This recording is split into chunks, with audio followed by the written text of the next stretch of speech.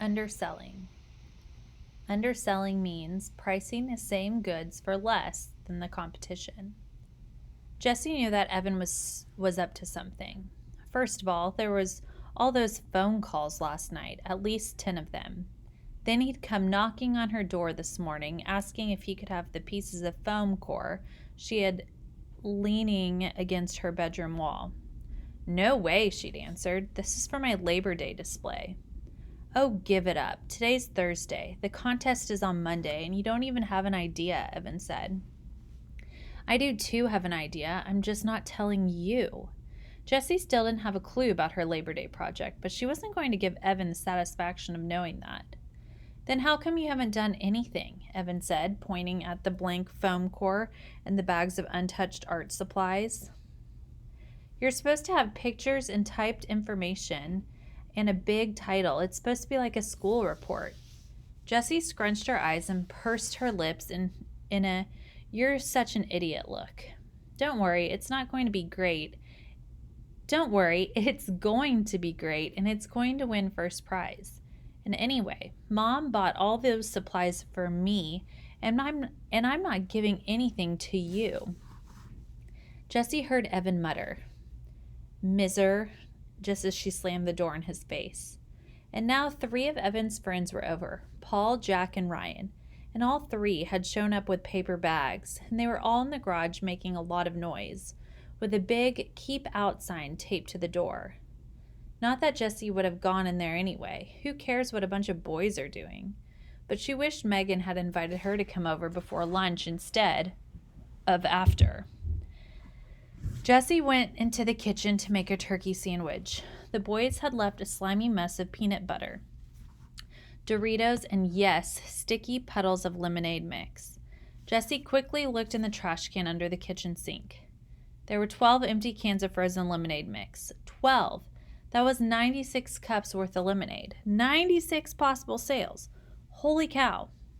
Where had Evan gotten the lemonade? He hadn't gone to the store, and he hadn't have any money anyway. Then Jessie remembered the paper bags that Paul, Ryan, and Jack had carried in. She bet the boys had all raided their freezers and brought over a stash. That didn't seem fair. She and Megan had to buy their lemonade today, using the money they'd made yesterday. How were they going to stay ahead of the game if the boys had free lemonade to sell? Think, Jessie, think, she whispered to herself. She couldn't let those boys win. By the time she finished her lunch and cleaned up her mess, she wasn't going to lift a finger to clean up the boys' mess. She had the beginning of a plan in her head, which is why she found it doubly confusing when she knocked on Megan's screen and Carly Brownwell came to the door. Jessie hadn't been ready to say, "I've got a great idea," but then there was Carly looking down at her like she was an earwig. Is Megan home?" asked Jessie. Carly didn't open the screen door as she looked left and right behind Jessie. "Where's Evan?" "Huh?" said Jessie. Megan came running down the stairs carrying bottles of nail polish. "Oh, hi, Jessie," she said, opening the door. She poked her head out and looked around. "Where's Evan?"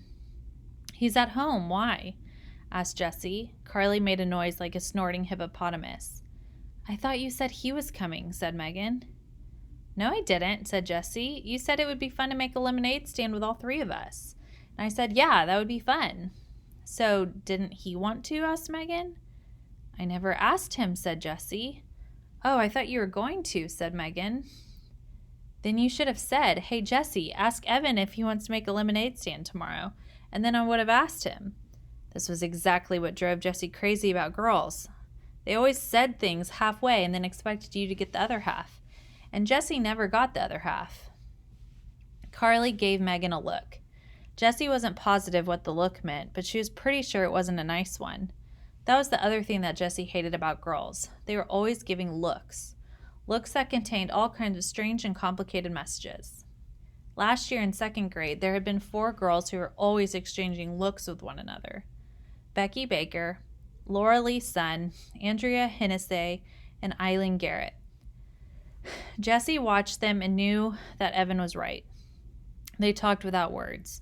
They used their eyes to pass secret messages. She also knew they didn't like her, but only because Evan had finally explained to her over Christmas vacation. Jessie was surprised when he told her this. They laughed so much. How could they be mean? They were the four who started the club, the Wild Hot Jelly Beans Club, or so they called it, the WHJ Club. Becky was president, and she was always telling the others what to do. They made signs with paper buttons and membership cards. The teacher, Mrs. Soren, didn't usually allow clubs in the classroom, but she made an exception, telling the girls, "I'll let you wear your buttons in class, but only if you let all the other kids join, if they want to." By the end of the day, every kid in class was wearing a WHJ button, even Jessie, who'd never belonged to a club before. It had seemed like Becky was being so nice to her. "That should have been your first clue," Evan told Jessie. Becky was being so nice to her. Becky made extra buttons for Jessie and even helped tape them all over her shirt. And she made a special membership card for her and even a WHJ sign that she helped Jessie glue onto her writer's workshop folder. Jessie remembered all the girls laughing and Jessie laughing too, and all those strange looks that Becky and Laura Lee and Andrea and Eileen kept flashing back and forth, like secret notes passed in class and Jessie could never read. The very next day, Mrs. Soren collected all the buttons, gathered up all the membership cards, and even replaced Jessie's writer's workshop folder. "No clubs in the classroom," she said. "I made a bad choice by allowing it, even for one day." On the playground, Jessie went up to Becky. "Why is she breaking up the club?" she asked. Becky gave her a sour look. She'd been grumpy all morning. "Don't you get it, you dummy? WHJ doesn't stand for Wild Hot Jelly Beans. We just said that to Mrs. Soren. It stands for We Hate Jessie. It's the We Hate Jessie Club, and everyone in the class is a member." Jessie stared at Becky. Why did they hate her? What had she ever done to them? It didn't make sense. And then Laura Lee, Andrea, and Eileen had laughed. And even Becky had managed a smirky grin. "Jerks," Evan said later, when Jessie told him the whole story. "They've got rocks for brains. But Jess, you gotta be on the lookout for girls like that." Standing in Megan's front hall, Jessie stared at Carly. Something inside her told her Carly was a girl like that. "Look," said Jessie, "it doesn't matter. Evan can't come. He's busy, and we've got to get going on our lemonade stand. I've got a great idea." "We don't want to do a lemonade stand," said Carly. Jessie looked at Megan. "It's just that..." Megan fiddled with the bottles of nail polish in her hand the same way she'd fiddled with her band bracelets the day before. "It's kind of hot, and we did the lemonade thing already, and now Carly is over, so, you know." "You said you wanted to," said Jessie. "And I thought you liked me," she added in her head. She felt her lower lip tremble.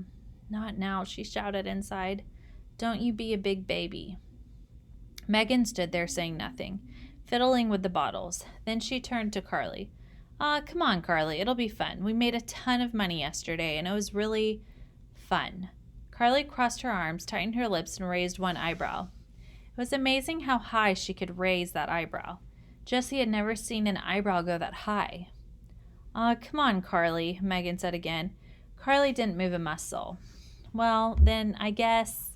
Megan's voice trailed off. She clicked one bottle of nail polish against another, so that it made a tapping sound. "I guess me and Jessie will do the lemonade stand alone, then." Carly dropped her eyebrow in her arms. "Whatever," she said as she walked out the door. "Spend the day babysitting if you want." The screen door slammed, followed by a huge bucketful of silence. "Whatever," said Megan, imitating Carly's voice. Jessie laughed, even though she was still stinging from the babysitting remark. "Thanks for doing the lemonade stand with me," she said. "Are you kidding?" said Megan. "She's such a stuck-up jerk. I didn't even invite her over. She just rode by, and when I said that you and Evan might be coming over, she walked into the house." "Are all the girls in 4th grade like her?" asked Jessie. She tried to sound casual. "Some are, some aren't," said Megan. She sat down on the stairs and opened a bottle of sky blue nail polish. With quick, expert strokes, she started painting her toenails. "Hey, that's right. You're going to be in our class this year. That's so weird, jumping a grade." "A lot of people skip a grade," said Jessie. "Really? I've never met one before." "Here, do your toes green and then we'll coordinate." Jessie ended up getting more polish on her toes than on her toenails. But by the time they were done, Jessie had explained her plan for the day. Value added. See, she said, pulling up 10 bright ideas to light up your sails from the back pocket of her shorts. She turned to bright idea number 2 and pointed her finger. Value added, something extra, such as a special feature or attractive packaging, added by a company to a product that makes the product more desirable in the marketplace. That means we give customers something extra that they didn't expect, explained Jessie. I mean, anyone can go home and mix up their own batch of lemonade, right? So if we want them to buy from us, we've got to give them something extra. We add value. Great, said Megan. What are we going to add? Well, how about chips and maybe pretzels? Everyone likes chips and pretzels. We'll just have a bowl on the table, and anyone who buys lemonade can have a free snack. So we're adding value, snacks. Yeah, except Jessie had stayed up late last night reading her mom's booklet. You know what we're really adding? Fun. That's the one thing people can't get all of themselves. It looks like we're selling lemonade and snacks, but we're really selling fun. And everyone wants fun. Wow, said Megan. That's really smart. It's like a party. Who doesn't like a party? Jessie nodded her head. She carefully tore out the definition of value added from the booklet and put it in her lockbox. Her mother always said some ideas are like money in the bank. An hour later, they were all set up. The lemonade stand was newly decorated with streamers and balloons. 3 bowls of snacks, Cheetos, potato chips, and pretzels were set on top. Jessie had lugged Megan's boombox all the way downstairs, and Megan was doing the DJ thing with her CD collection. It looked like a party that had somehow sprung up right in the middle of the hot concrete sidewalk. To anyone passing by, the lemonade stand shouted, "Come over here! This is where the fun is." As soon as the music had come on, customers had started drifting over. One of the moms across the street set up a sprinkler in her front yard, and soon all the kids in the neighborhood were running through the sprinkler and grabbing handfuls of Cheetos. 2 women walking their dogs stopped for a nibble and ended up staying an hour. And 3 or 4 of the neighborhood mothers set up lawn chairs nearby and talked and ate pretzels while their kids ran through the water.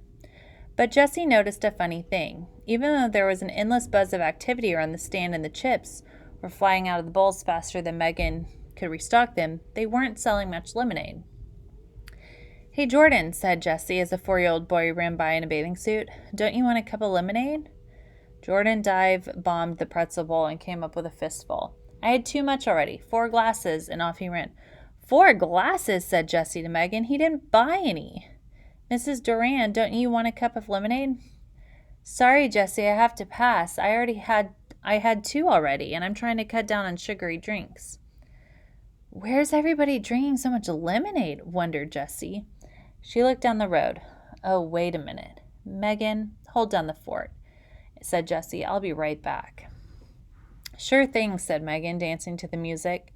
This lemonade stand was the greatest idea. It's like a birthday party for the whole neighborhood. Jessie headed down the road. As she rounded the bend, she prepared for the worst. Evan's lemonade stand crowded with customers. But there was nothing, absolutely nothing. The corner was deserted. She crossed the street and went into the garage. There was the cooler dirty and empty, and there was the stacked plastic chairs. 4 of them this time. And there were new signs. Jessie pulled out 3 large pieces of foam core. On the back of each one was part of a penguin project Evan had done last year in 3rd grade. On the front were big letters. "Slow down. Cheapest lemonade in town. Ahead. Yesterday's prices. Today's lemonade. You won't believe your eyes. Icy cold lemonade. Just 10 cents a cup." Jessie couldn't believe her eyes. 10 cents a cup? That was crazy. Even if they sold all 96 cups, they'd only make $9.60. And split 4 ways, that was just $2.40 for each boy. Evan was never going to earn $100 with that kind of profit. Jessie went down into the basement. Evan and Paul were playing air hockey. Washoo! The puck flew into Evan's goal, and Paul threw his arms into the air in a victory V. "Oh, snap," said Evan. "You're winning." "Winning? Winning? Are you kidding me?" said Paul. Then he dropped his voice to a gravely growl and said, "I don't play to win. I play to pulverize." Just like that muscle guy actor in Agent Down, the movie that all the boys were talking about. Paul was even flexing his muscles like the actor, except that Paul didn't have any muscles, at least none that Jesse could see. When Paul saw Jesse, he dropped his arms. "Hey," he said. Paul was Jesse's favorite of Evan's friends. He always joked around with her, but in a nice way, and he never minded when Evan invited her to come along with them. "Hey," said Jesse, "what's up?" Evan turned off the air hockey table. "Nothing," he said. "We were just going out." Paul dropped his hockey paddle onto the table and followed Evan into the garage. Jessie trailed behind. "Where are you going?" she asked. "Down to the track," said Paul, and he strapped on his bike helmet. "We put pennies there this morning, so we're going to go get 'em, squash 'em. You want to—" "Yo!" shouted Evan. "Might be," muttered Paul. "So, see ya," he said to Jessie. Jessie hated this feeling of being shut out, like she wasn't wanted. Evan had never made her feel that way, even when sometimes he did want to just be with his friends. He'd always say things like, "Jess, we're going to go shoot hoops, just the two of us. But when we get back, we'll play Spud with you." So that she knew he still liked her, even when she wasn't invited along. But this was like he hated her, like he never wanted to play with her again, and Paul was going right along with it. Jessie scowled. "So you really cleaned up today at the lemonade stand, huh?" she said. "Yep, we sold out," said Evan.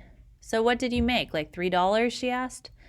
"Actually, we made a ton. What was it, Paul? $45? said Paul. Jessie's mouth went slack. $45? There's no way. Not at 10 cents a cup. "Oh, just the little kids paid that," said Evan. "The grown-ups all gave us way more. That's too cheap," they said. "It's such a hot day and you're working so hard. Here, take $1. Keep the change." It was crazy. "Unreal," said Paul. "They kept pushing all this money at us because they thought it was so sweet we were selling lemonade for a dime. We made a killing." Bright idea number 5. Jessie remembered it immediately. "That's called goodwill," she said slowly, picturing the exact page from her mother's booklet. Goodwill, an intangible but recognized asset that results from selling good products, having good relationships with your customers and suppliers, and being well regarded in the community. It's when you do something nice in business and it ends up paying you back with money. She sighed. Why hadn't she thought of that? She should be sure to tear out that definition and put it in her lockbox when she got back to the lemonade stand. "Well, whatever, we cleaned up," said Evan. "Even so," said Jessie, trying to find some way to prove that Evan had not had a good day selling lemonade. "You had 4 people working the stand, so if you split $45 4 ways, that's only $11.25 each, which is still way more than I'm going to make today," she thought, since the whole neighbor has already filled up on cheap lemonade. "We're not splitting," said Evan. "The guy said I could keep it all." "Right," said Paul. "All for a good cause." "That's not fair," said Jessie. "Sure it is," said Evan, as he got on his bike and pushed off. "In case you didn't know, that's what it's like to have friends." Evan crossed the street. "Ouch," said Paul. "TTFN, Jess." He followed Evan. Jessie was left standing alone in the driveway.